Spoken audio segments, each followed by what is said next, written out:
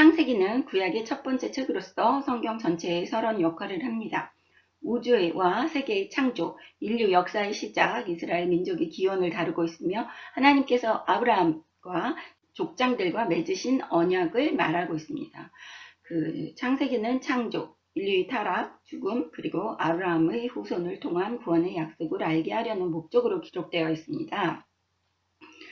그리고 연대와 저자는 창세기는 예수 그리스도 태어나시기 전 BC 1455년에서 1405년경에 모세에 의해 기록된 것으로 추정됩니다. 여기에서 보시면 전 세계가 예수님 태어나시고 예수님 태어나신 그 날짜를 통해서 역사에 모든 게 기록되고 믿든 사람이든 안 믿든 사람이든 이 전 세계가 BC 또 AD 이렇게 해서 구분이 된다는 걸 보면 모든 사람들이 믿지는 않지만 예수 그리스도께서 하나님, 이 세상의 중심이라는 것을 인정하면서 하나님의 아들이라는 것을 암암리에 인정하는 것과 마찬가지입니다. 창세기는 우주가 하나님이 통치 아래에 있음을 말하고 또한 하나님께서 살아계시며 이스라엘 조상들에게 말씀과 행동으로 계시하셨다는 사실을 보여주고 있습니다. 이렇게 얘기하면 이스라엘 백성이 국한된 건데 왜 우리가 배워야 됩니까? 이렇게 얘기하시는 분이 있습니다. 저희 신도들 중에서도 그렇게 얘기하시는 분들이 있는데 창세기 구약은 하나님의 성품을 배워야지 됩니다. 하나님의 성품을 알아야지 되고 우리가 누구를 만나서 연애를 하든지 누구와 교제를 할 때도 그 사람이 무엇을 좋아하고 무엇을 싫어하는지 하다못해 사람의 관계에서도 그런 것을 알기 위해서 노력을 하는데 내가 하늘나라의 아버지를 모시고 내가 믿음을 가지고 내 전부를 바치고 내 시간과 나의 모든 것을 바치기를 위하고 작정을 하신 분을 알지도 못하면서 믿는다는 것은 너무 무모한 짓이라고 생각하지 않으십니까?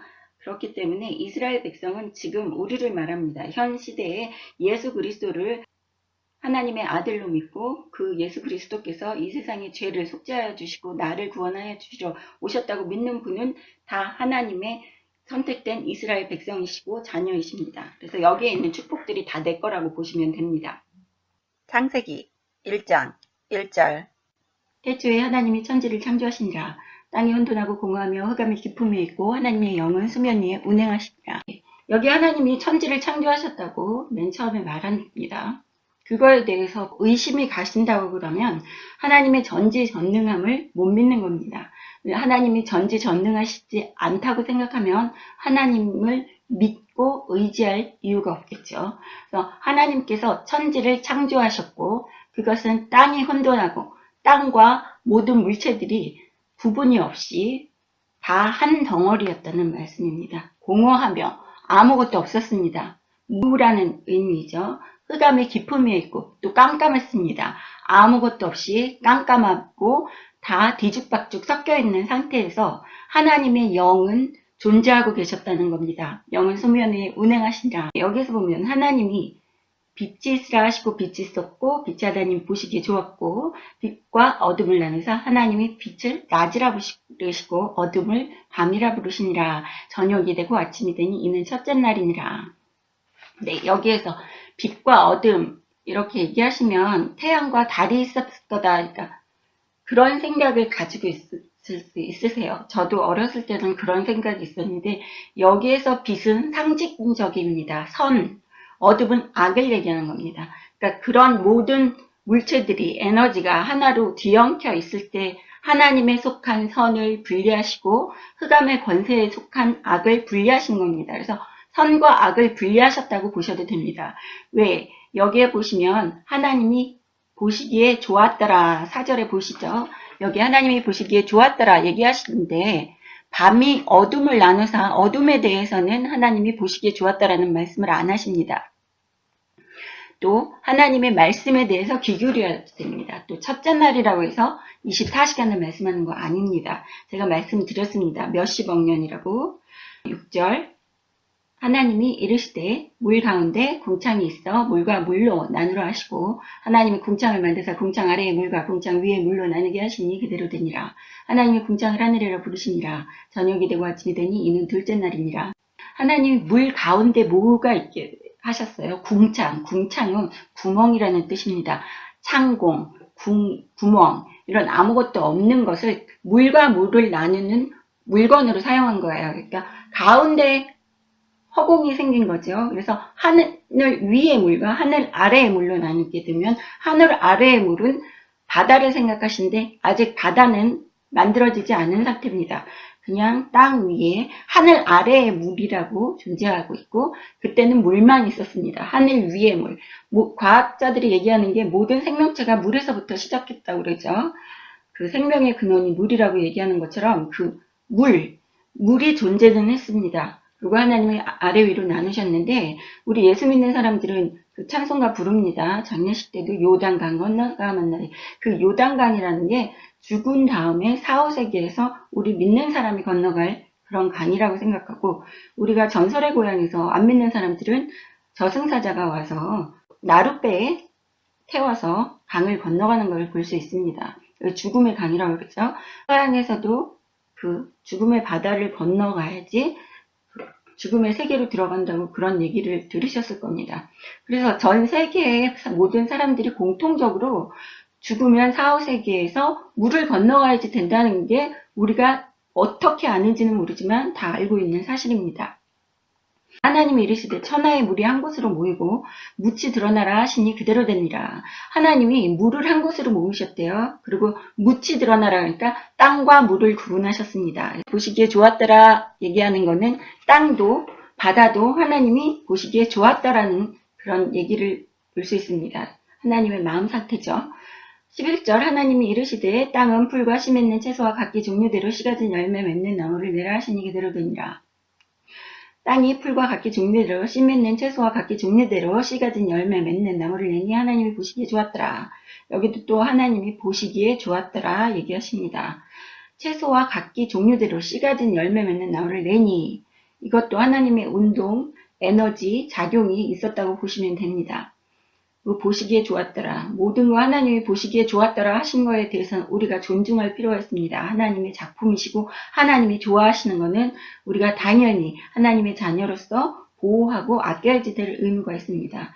저녁이 되고 아침이 되니 이는 셋째 날이니라. 14절에 보시면 하나님이 이르시되 하늘의 궁창에 광명체들이 있어 낮과 밤을 나누게 하시고 그것들로 징조와 계절과 날과 해를 이르게 하라.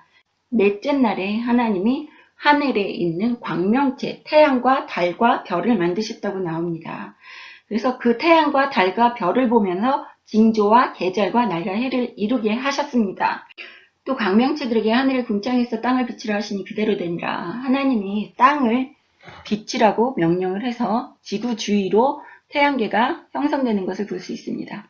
16절 하나님이 두 큰 광명체를 만드사 큰 광명체로 낮을 주관하게 하시고 작은 광명체로 밤을 주관하게 하시며 또 별들을 만드시고 하나님이 그것들을 하늘의 궁창에 두어 땅을 비추게 하시며 낮과 밤을 주관하시게 하시고 빛과 어둠을 나누게 하시니 하나님이 보시기에 좋았더라.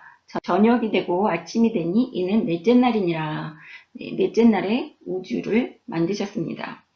20절에 하나님이 이르시되 물은 생물을 번성하게 하라. 땅 위에 하늘의 궁창에 새가 나르라 하시고 하나님이 큰 바다 짐승들과 물에서 번성하여 움직이는 모든 생물을 그 종류대로 날개 있는 모든 새를 그 종류대로 창조하시니 하나님이 보시기에 좋았더라.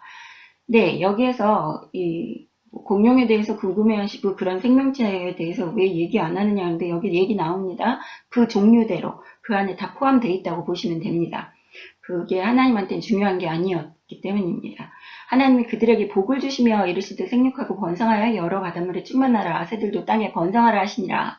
하나님이 만드신 것에 복을 주셨습니다. 생명체에. 그래서 생육하고 번성하라. 또 축복하여 주셨습니다. 바닷물에 충만하라. 새들도 땅에 번성하라 하시니라. 그러니까 우리가 그 하나님이 만든 생물에 대해서 학대하거나 그런 동물 학대도 하나님이 허락하시지 않는다는 것을 볼 수 있습니다. 저녁이 되고 아침이 되니 이는 다섯째 날이니라. 하나님이 이르시되 땅의 생물을 그 종류대로 내되 가축과 기는 것과 땅의 짐승을 종류대로 내라 하시니 그대로 되니라. 하나님이 땅의 짐승을 그 종류대로 가축을 그 종류대로 땅에 기는 모든 것을 그 종류대로 만드시니 하나님이 보시기에 좋았더라. 하나님이 이르시되 우리의 형상을 따라 우리의 모양대로 우리가 사람을 만들고 그들로 바다의 물고기와 하늘의 새와 가축과 온 땅과 땅에 기는 모든 것을 다스리게 하자 하시고 하나님이 자기 형상 곧 하나님의 형상대로 사람을 창조하시되 남자와 여자를 창조하시고 네, 여기에서 보시면 24절에 땅에도 하나님께서 그 생물을 종류대로 가축과 기는 것과 땅의 짐승을 종류대로 다 만드셨습니다. 여기에서 공룡들 이제 땅에 있는 공룡들이 다 포함된다고 보시면 됩니다. 짐승들도 다 포함되고 이때 또 진화된 진화론으로 생겨난 지금 현대 사람들이 진화론으로 말하고 있는 그런 인간들도 여기에서 있었다고 보시면 됩니다. 네, 26절에 하나님이 이르시되 우리의 형상을 따라 이렇게 얘기하는 거 보십니다. 우리라고 말씀하시는 것은 하나님이 한 분이라는 게 아닙니다. 여기 복수로 나타내셨기 때문에 우리가 지금 성삼위일체 하나님을 믿지 않습니까? 성부 아버지 하나님, 성자 아들 하나님, 성령 영이신 하나님. 그래서 성부 성자 성령을 삼위일체 하나님을 믿는다고 하는 것이 여기에서 증명이 됩니다. 따라 우리 모양대로 우리가 사람을 만들고 우리의 모양대로라는 것은 하나님은 이렇게 만들 수 있는 물체가 아니시고 영이시라고 말씀드렸습니다. 하나님은 영이시니 그래서 그 영대로 하나님이 우리에게 영을 불어넣으셨습니다.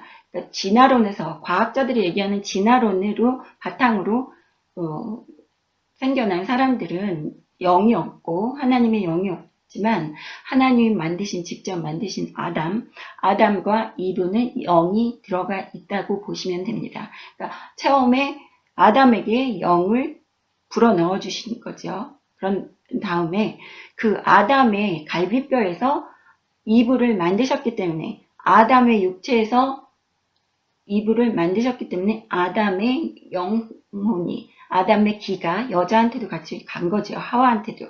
인간은 지금 하나님의 영을 가지고 있습니다. 물론 진화된 인간이랑 섞였습니다. 그것은 이제 가인 때에 와서 가인이 추방당하면서 섞이는 것을 제가 말씀드릴 건데 그런 다음에 노아의 방주 때 그 다 섞인 혼합된 하나님이 직접 만들어서 영을 불어넣어 주신 그 아담의 후손과 그 다음에 진화론으로 생겨난 영이 없는 인간들이 결혼을 하고 자식을 낳고 계속 혼합돼서 몇백 년 동안 살다 보니까 하나님의 영이 다 그 후손들에게 다 나눠진 거죠. 노아가 가지고 있는 그 DNA 안에도 그 자손들 안에도 다 이제 모든 사람들이 영을 갖게 된 겁니다. 그리고 DNA 그 안에 또 진화된 인간들의 DNA도 같이 섞였다고 보시면 됩니다. 하나님이 이르시되 내가 온 지면에 씨 맺는 모든 채소와 씨 가진 열매 맺는 모든 나무를 너희에게 주노니 너희의 먹을 거리가 되리라. 또 땅의 모든 짐승과 하늘의 모든 새와 생명이 있어 땅에 기는 모든 것에게는 내가 모든 푸른 풀을 먹을 거리로 주노라 하시니 그대로 되니라. 하나님 지으신 그 모든 것을 보시니 보시기에 심히 좋았더라. 저녁이 되고 아침이 되니 이는 여섯째 날이니라. 제가 말씀드린 것도 한번 여섯째 날이 아니라 몇십억 년이 지난 거죠. 창세기 1장에서는 하나님께서 천지와 만물을 다 창조하시는 것을 보실 수 있었습니다. 다음 시간에 창세기 2장 공부하겠습니다. 감사합니다. 할렐루야.